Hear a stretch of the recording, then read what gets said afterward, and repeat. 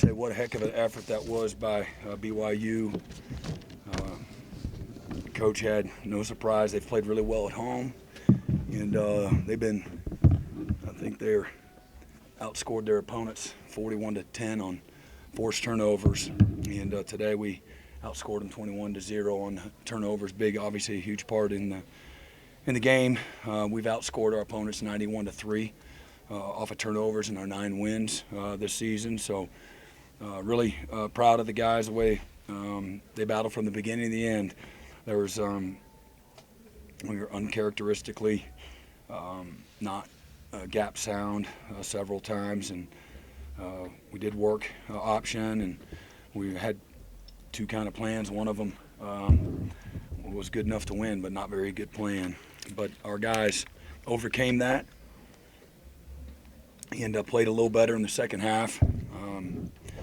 Again, we had a 3-play drive, 4-play drive, had a pick 6, and that drive got all the way down there. What a heck of a play by Billy. And then a forced fumble. The very next drive, Danny knocks it loose, and then another 3 and out the very next drive. So gotten a little bit of a rhythm, got some confidence, a little more sound in the run game. And Dylan, again, in the offense, was playing good, playing well. Again, all things considered, and I think he was 13 of 21, I believe, or just under 200 yards. Had a couple of touchdowns, no interceptions, and he's got an upper body injury, but I think he'll be back and available pretty quick. But Jackson came in and just did a lot of little stuff the right way. Protected the football.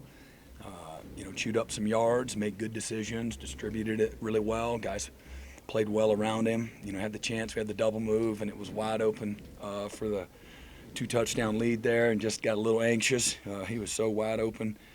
But red zone offense was really good today. Obviously, we missed one of the field goals down there, but the one that they were 2 out of 3, and the one that we stopped obviously was the pick 6. Danny, I don't know, I think he had 10-plus tackles. He's on IVs, literally. I didn't think he was going to play, but he said he was going to no matter what. I think he had a little bit of flu bug, and was really sick all day yesterday, last night, this morning. Wasn't able to join us for much of anything, but he's like, my butt's playing, and I've cleaned it up a little bit for him. But that's what you love, and everybody loves about Danny. This is a team that likes to play. They like to compete. We don't always coach them perfect. We got a lot to get better at. We had several false start penalties today, but we did take care of the football. Difference in the game. And again, the defense continues to fight. They've played pretty dang good on the season. So this is one of those moments where if they're not prepared for the worst case scenario mentally and physically, if they don't have good leadership, things could go south there in the second half and just not could get pretty splintered. And that's not how they responded. They responded like you would want them to, like a champion would do, and a group of guys that are highly invested, and they care about each other, they care about their opportunity, and they care about their product they put out on the field. And so they took ownership and figured stuff out there in the second half. So fantastic. I think Rondale got his first fumble recovery, and Gavin, that's his 3rd straight 100-yard plus game. So he was fantastic, broke a lot of tackles, and offensive line was really good for most of the day. And Caden Green was, he was a manimal out there. Really fantastic for, again, a true freshman on the offensive line to have the kind of success that he has. But we're going to flip the script and get right to TCU on a short week. And as I told the team, nobody feels sorry for you. We've been, our guys have had, knowledge of, again, what the schedule is. So got to do a great job of taking care of, their bodies and get them back right, mind, body, and spirit. But they got to be able to refocus and recommit and put everything they got, into finishing the season, regular season, the right way. Again, it'll be a a very talented TCU team that I'm not sure what they're doing today as far as how they're playing and whatnot, but it's a team that they can beat anybody on their schedule. And took, I think, Texas down to the wire here a week or so ago, and so we're going to have to recover quickly and get our mind on the next opponent. Brent, when did you know Dylan wasn't going to be available? Halftime. And what was just your confidence in Jackson? Oh, man, I mean, it sounds easy now, but again, Jackson is not a nervous, anxious, might be anxious and overconfident, maybe speeding stuff up, maybe intermesh or something like that. But he's put the work in, and the moment wasn't too big for him. The players around him, they knew that too. And as I told him in the locker room, unfortunate for Dylan, but what a great example. You're the backup quarterback, and you've true freshmen, so sometimes they're young and immature. Jackson's not, but it'd be easy week whatever this is since we started fall camp, 13, 14 of the season, and then not be prepared for the moment here late this season. I haven't played yet. They're going to redshirt me, and that's not how he operates. He's a winner. He's got tremendous courage and a belief in himself and belief in the guys around him and trust in the system. And great job just executing, doing a lot of little things, making it look easy. I think was that the first snap that he almost fumbled? Second series. Other than that, and we didn't fumble it, thank goodness, but really, really good, and that's a lot of fun. We practice on taking the knee every Friday, and players get all excited and taking 3 knees there. So you don't get to do that a whole lot in this game, and so coming on the road and being the type of game that was a lot of fun to see those guys do exactly that. Brent, can you talk a little about the last play? How big was that? Because they're driving. They're at the. Yeah, such you a think? huge play. Well, we were.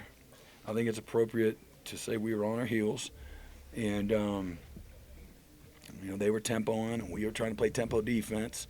Note to self: if they're playing tempo offense, you got to make sure that you bring the tempo defense on the road. And but they did a great job. He was in great position, exactly where he's supposed to be, and fantastic play, and showed us speed that quarterback can fly. And he did a great job there reading the play. Billy said after the game he was supposed to blitz on that play. No, that was. I'm glad he didn't, because there was 3 of them out there, and he's actually the cover guy. We had another backer there. You have a rule, and there's 3 of them that somebody else takes his place. So he did what he was supposed to do accidentally. Brent, can you talk about that third down throw to ice the game that Jackson did? He had a similar situation at Kansas, used their last time out or throw the ball for the first down. Talk about the mindset and then trusting Jackson to make that throw and Jalil's catch as well. Yeah, again, I think it's fair to say that we all learn, through some adversity or some tough moments, and having the confidence and the faith in calling those things. Let's go win the game. And all the players that involved, the line that blocks, the center that snaps, the quarterback that takes it and goes through his reads, and the patience to get it open, the strain that Jalil showed and tight coverage to make the play and finish it all the way to the ground, even though they light you up. And so a lot goes, and again, the faith in the play caller and Coach Levy to put him in that position there. So great job by everybody there. Brent, you talked about Sawchuck. The 2 runs there at the end of the 3rd quarter to finally get some offensive momentum going. How important were those specifically? Yeah, no doubt. I mean, that's always part of it. Just keep hammering away, maybe wear them out. You find a seam, find a hole, pop a run, break a tackle. Early in the season, we didn't break a ton of tackles, and at times we have, but consistently, that second and that third level have not been our friend there in running the football. And but late in the game, that's when you want to be your strongest. Late in the season, that's when you want to be, your strongest. And so couldn't come at a better time. Some of the things that he was able to do there late in the 3rd and the 4th quarter. Brent, as a defensive guy, how do you look at a game like today where you probably give up more yards on the ground Yeah. you were wanting to, but you were able to come away with Yeah, I mean, again, really proud. Again, the 2 turnovers. We did play a little better in the second half, so I recognize that. I recognize the work and the faith that the guys continue to have, and they're the ones out there straining and fighting and taking on blocks and making plays, and but the 2 turnovers were huge. I love that, and I love the grit and the toughness that responding.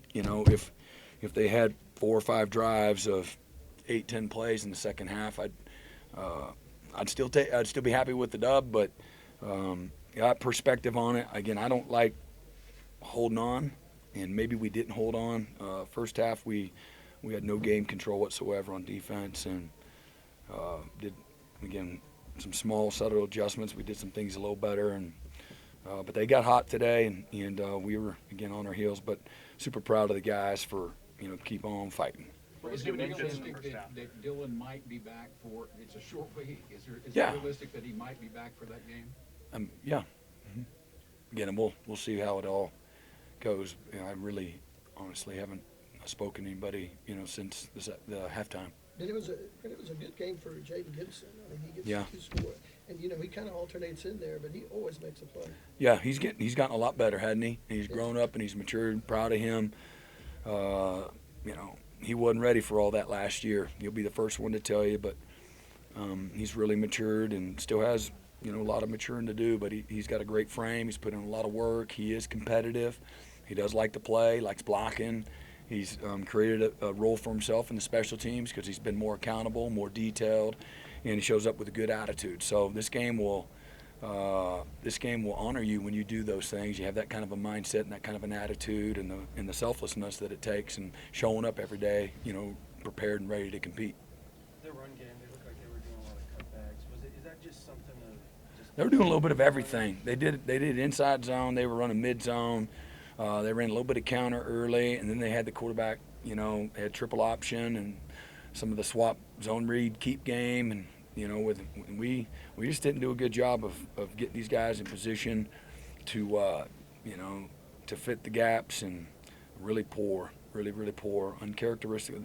Some of the things, they had a few new wrinkles, but not much. Not enough to we're not giving them an excuse for nothing. And you got to be able to count to 3 or 4. Sometimes they'll get 4 guys over on one side if they motion them and they swap them and do all that. And when you don't, this game will punish you. We had several times we're in position and we didn't make the play, and just sloppy tackling at times, and just letting them again chew up time and clock and the grass and yardage and field position. And but we made enough stops there, forced a couple of punts, and then 3 punts in the second half, and had 2 turnovers. And then obviously they had a touchdown drive there in the second half. So a little better, but man, it pains you as a defensive coach when people are having success running the football and getting you in a lot of third and medium, third and short kind of situations. And they did a good job in some of the things that they were doing, RPO world and stuff like that. So we got to get them better, quick. Two more. The chess match with the late substitutions when they're on offense and you're on defense, did that work to your benefit? I don't know. I don't pay attention to it. I'm sorry? One delay, a game penalty out of it, I think. For them? Yeah. Again, I think that they would, in a perfect world, offenses, they want to make sure they got enough time, they're not hurried. The rules are such, if they substitute, you can substitute. They give you a certain amount of time to substitute. So we're always looking to keep guys fresh. We don't have this crazy game plan to screw them, but if they make a late sub, it can really hurt them. If they change their mind late, it can hurt an offense. Because the rules are going to protect the defense's opportunity to match up. Off the beat. A game like today more indicative of parity everywhere? I don't or just know. how tough it is to win on the road? I don't know. It's probably a little bit of everything, Barry. And then again, we obviously didn't work. I put it on us as coaches first. That's indicative of that. Not. And I'm just talking about the defensive guys. Again, putting them in a better position working some things more. And then again, players will take the right accountability too. It's a really mature group of guys. And then the others, again, they've played well at home. Their backs are against the wall. You on the road? I don't know. I'm not looking for any. There ain't no excuses. So what it is indicative of and all that, they've shown at times. Again, they, this season they went to Arkansas at the beginning of the year. I don't, whatever that means, but they went on to the SEC. They're in the SEC, right? And they won that game, and then they beat, pretty good Texas Tech team. They've beaten several good people. Texas Tech has, and they smashed them right out here. It was 24-7 at one time, and so I think that they of course they lost their quarterback. And this is a backup guy. It's his third start. I don't like him having success. What he had, but they had way too many, explosive runs and things like that. But it was a little bit of, it was a lot of them, and then it was some of us as coaches and as players. We got to be better, and there's some parity. But I love Coach, what he does, what he's about. He's a former player here. They take great pride. They get very passionate. We gave him a little bit of hope early, and great atmosphere. This is a really cool place, and the players showed that they have great belief and great pride, in the jersey they put on, every Saturday, especially again at home. So they, again, like I said, I know they haven't been playing great here the last several weeks, but they were ready to play today, and we found a way to win. We got to keep moving. Thank you, Thanks, Coach. man. All right, appreciate y'all.